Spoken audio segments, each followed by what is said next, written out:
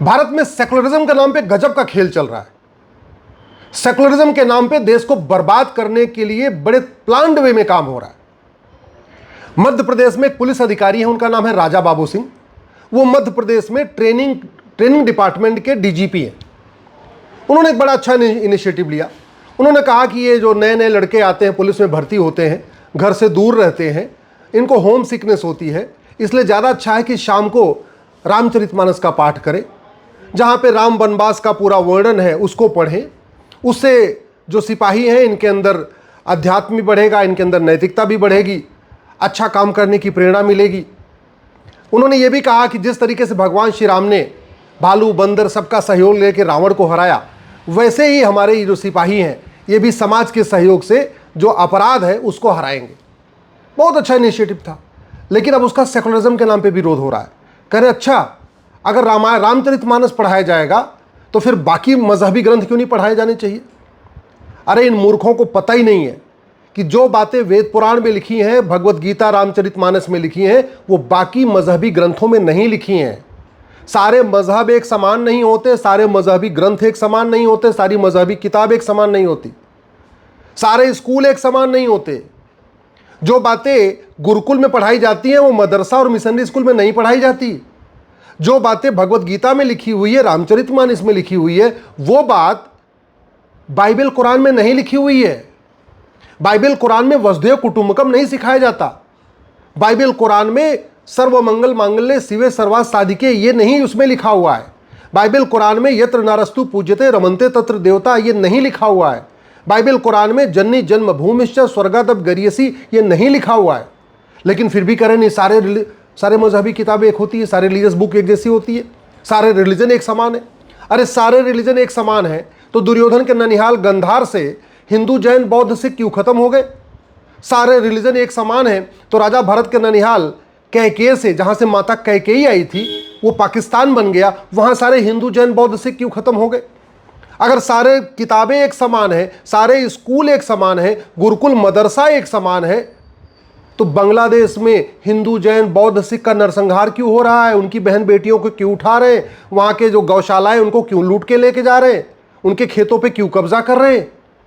अगर सारे रिलीजन एक समान है, सारी किताबें एक समान है, सबकी टीचिंग एक जैसी है, सारे स्कूल एक जैसे हैं, तो मल्लद्वीप जहां राजा राज चोल राज किया करते थे, जो हमारे भारत का हिस्सा था, वहां से हिंदू जैन बौद्ध सिख क्यों खत्म हो गए?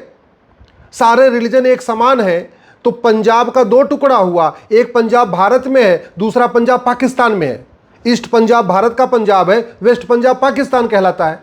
ईस्ट पंजाब में आज भी सिख भी हैं, हिंदू भी हैं, जैन भी हैं, बौद्ध भी हैं, लेकिन वेस्ट पंजाब जो पाकिस्तान बन गया, वहां ना हिंदू बचा, न जैन बचा, न बौद्ध बचा, न सिख बचा। अगर सारी किताबों में एक ही बात लिखी हुई है तो विश्व का सबसे पुराना, सबसे भव्य जो भगवान पार्श्वनाथ का मंदिर था 2000 साल पहले, वो मुल्तान में बना था, अब तो वहां नमाज पढ़ी जा रही है, वहां तो मस्जिद बन गई है, क्यों वहां जैन नहीं बचे? अगर सारे रिलीजन एक समान है, सारी किताबों में एक ही बात लिखी है, सारे गुरुकुल मदरसे में एक ही बात सिखाई जाती है, तो इंद्र कुमार गुजराल साहब को अपना घर मकान दुकान छोड़ के क्यों भागना पड़ा? मनमोहन सिंह जी को क्यों भागना पड़ा? आडवाणी जी को क्यों भागना पड़ा? जेठमलानी जी को क्यों भागना पड़ा? सुनील दत्त को क्यों अपना घर मकान दुकान खेत खलिहान छोड़ के भागना पड़ा? देवानंद क्यों भागे? पृथ्वीराज कपूर क्यों भागे? सुनील दत्त क्यों भागे? गुलजार क्यों भागे? अरे सारे मकान दुकान, अगर सारे रिलीजन एक समान है, सारी किताबें एक समान है, सारे स्कूल एक समान है, तो कश्मीर में केवल हिंदुओं का नरसंहार क्यों हुआ? अभी कुछ दिन पहले जो 26 लोगों की हत्या हुई थी पहलगाम में, उसमें केवल हिंदुओं की हत्या क्यों हुई थी? अगर वेद पुराण बाइबल कुरान एक समान है तो हिंदुओं को ही चुन चुन के क्यों मारा जाता है? अगर वेद पुराण बाइबल कुरान एक समान है तो सारे के सारे आतंकवादी एक ही रिलीजन के क्यों होते? अगर सारी किताबें एक समान है, सारे मजहब एक समान है, तो नागालैंड में हिंदुओं की दुर्दशा क्यों है? मेघालय में हिंदुओं की दुर्दशा क्यों है? मिजोरम में हिंदुओं की दुर्दशा क्यों है? कश्मीर में हिंदुओं की दुर्दशा क्यों हुई? मतलब सेकुलरिज्म के नाम सबसे बड़ा फ्रॉड। और सेकुलरिज्म भारत के संविधान में आया कब था? 2 नवंबर 1976 को आया। 2 नवंबर यानी 1 नवंबर 1996 तक भारत के संविधान में सेकुलर शब्द था ही नहीं। अगर भारत के संविधान में सेकुलर शब्द नहीं था और पूरी चर्चा करने के बाद उसको रिजेक्ट किया गया था, तो क्या सरदार पटेल, बाबा साहब अम्बेडकर, श्यामा प्रसाद मुखर्जी और जितने संविधान सभा के लोग थे, वो सेकुलर नहीं थे क्या? नेहरू जी 3 बार प्रधानमंत्री बन गए बिना सेकुलर के, वो सेकुलर नहीं थे क्या? सरदार पटेल उप प्रधानमंत्री बन गए, वो सेकुलर नहीं थे क्या? शास्त्री जी भी उप प्रधानमंत्री बन गए, तब तो सेकुलर नहीं था, वो सेकुलर नहीं थे क्या? और इंदिरा जी जो पहली बार प्रधानमंत्री, उस समय भी तो भारत सेकुलर नहीं था, संविधान में कहीं सेकुलर शब्द लिखा नहीं था। इन पाखंडियों का पाखंड सामने लाना पड़ेगा। ये जो सेकुलरिज्म के नाम पे इतना बड़ा फ्रॉड हो रहा है, जो सेकुलरिज्म के नाम पे इतना बड़ा धोखा हो रहा है, और सेकुलरिज्म के नाम पे इतना देश के साथ विश्वासघात हो रहा है, इसके लिए एक एक व्यक्ति को जगाना पड़ेगा। वैसे पुलिस अगर कुछ भी कर दे, उल्टा सीधा काम कर दिया, तो पुलिस को बदनाम करते रहो। एक पुलिस का अधिकारी, अगर राजा बाबू सिंह एक अच्छा इनिशिएटिव ले रहे हैं कि पुलिस के अंदर नैतिकता आए, पुलिस के अंदर मर्यादा आए, पुलिस के अंदर भगवान राम से प्रेरणा मिले, तो फिर उसका विरोध शुरू कर रहे हैं। अरे भगवान श्री राम को प्रेरणा किससे मिलेगी बताओ? भारत में लोगों को प्रेरणा किससे लेनी चाहिए? भगवान राम से लेनी चाहिए, भगवान कृष्ण से लेनी चाहिए, गौतम बुद्ध से लेनी चाहिए, भगवान महावीर से लेनी चाहिए, गुरु गोविंद सिंह जी से लेनी चाहिए, छत्रपति शिवाजी महाराज से लेनी चाहिए।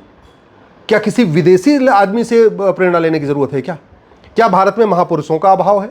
क्या भारत में देवी देवताओं का अभाव है कि भारत के लोग किसी विदेशी किताब को पढ़ेंगे और भारत किसी विदेशी ग्रंथ से जाके यहाँ पे प्रेरणा लेंगे? भारत में रहते हैं ना, खाते भारत का है, रहते भारत का है, जीते यहाँ भारत में, सब कुछ भारत का, और सोच वही विदेशी कि विदेशी मजहब को प्रमोट करना, विदेशी किताबों को प्रमोट करना, विदेशी स्कूल को प्रमोट करना। बाबर के पहले तो यहाँ 100% हिंदू थे, तब तो सब लोग भगवत गीता ही पढ़ते थे, रामचरितमानस पढ़ते थे, सब लोग तो उस समय और कोई किताब तो नहीं पढ़ते थे। मुझे लगता है ये जो सेकुलरिज्म के नाम पे फ्रॉड हो रहा है ना, अब समय आ चुका है इस भारत के संविधान से हमेशा हमेशा के लिए इस सेकुलर सोशलिस्ट शब्द को निकाल दिया जाए, जो इमरजेंसी के दौरान इसमें जोड़ा गया था। ये इतना खतरनाक शब्द हो चुका है, हर चीज में सेकुलरिज्म सोशलिज्म, हर चीज में सेकुलरिज्म सोशलिज्म। और ये जब संविधान में जोड़ा गया, उस समय देश में इमरजेंसी थी, कोई लीडर ऑफ अपोजिशन नहीं था, सारे या तो लोग जेल में थे या तो अंडरग्राउंड हो चुके थे, मीडिया का बिजली पानी का कनेक्शन कटा हुआ था, और बिना किसी चर्चा के संविधान संशोधन हुआ था, बिना किसी चर्चा के संविधान संशोधन हुआ था। और संविधान संशोधन भी सबसे बड़ा फ्रॉड था, क्योंकि लोकसभा का टेन्योर मार्च 76 में पूरा हो चुका था, और ये जो सेकुलर शब्द जोड़ा गया है नवंबर में जोड़ा गया, यानी लोकसभा के टेन्योर पूरा होने के 8 महीने बाद जोड़ा गया। इसलिए मैं कहता हूं इस फ्रॉड को समझना होगा। एक पुलिस अधिकारी जो पुलिस में भ्रष्टाचार खत्म करने के लिए, पुलिस में नैतिकता बढ़ाने के लिए, पुलिस को, जवानों को मोटिवेट करने के लिए एक नवाचार कर रहे हैं, एक नई थीम के साथ कुछ काम करना चाहते हैं, उनको क्रिटिसाइज किया जा रहा है। और जब वही पुलिस वाला कोई भ्रष्टाचार करेगा, कोई कुछ कर देगा, तो पुलिस को क्रिटिसाइज करते रहेंगे। मतलब अच्छा काम करने नहीं देंगे और गलत काम होगा तो हंगामा करेंगे। इस पाखंड का, इस झूठ का, इसको एक्सपोज करना ज़रूरी है। और मैं सरकार से भी निवेदन करता हूं, अब समय आ चुका है, कांग्रेस के इस महापाप को ठीक करिए। ये 76 में जब ये संविधान में जोड़ा गया था, न उस समय लोकसभा थी, न इस समय देश में लोकतंत्र था। तो जब अगर इमरजेंसी लगाना काला अध्याय है, इमरजेंसी लगाना काला अध्याय है, तो इमरजेंसी के दौरान सोशलिज्म जोड़ना, सेकुलरिज्म जोड़ना, ये भी अपने आप में ब्लैक चैप्टर है, ये भी अपने आप सबसे गलत काम है। इसको ठीक करना है तो वो सरकार को ही करना पड़ेगा। सरकार तत्काल इसमें लोकसभा में प्रस्ताव लाए, राज्यसभा में प्रस्ताव लाए और इस सोशलिज्म सेकुलरिज्म को उखाड़ फेंके।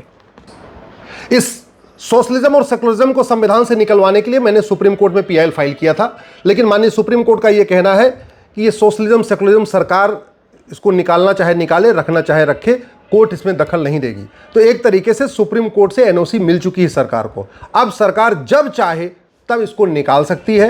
ये अपने आप में बहुत बड़ा फ्रॉड है। ये जो सेकुलरिज्म जोड़ा गया है, ये संविधान के बेसिक स्ट्रक्चर को बदला गया है, और इसी सेकुलरिज्म के नाम पे सारा धोखा हो रहा है। भारत की संस्कृति को बर्बाद करने की कोशिश की जा रही है।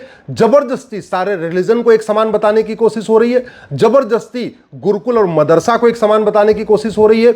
जबरदस्ती उन किताबों को प्रमोट किया जा रहा है जो आतंकवाद को प्रमोट करती हैं, जो अलगाववाद को प्रमोट करती हैं, जो जिहाद को प्रमोट करती हैं, जो धर्मांतरण को प्रमोट करती हैं, जो घुसपैठ को प्रमोट करती हैं, जो पूरी तरीके से भारत की डेमोग्राफी बदलने को प्रमोट करती हैं।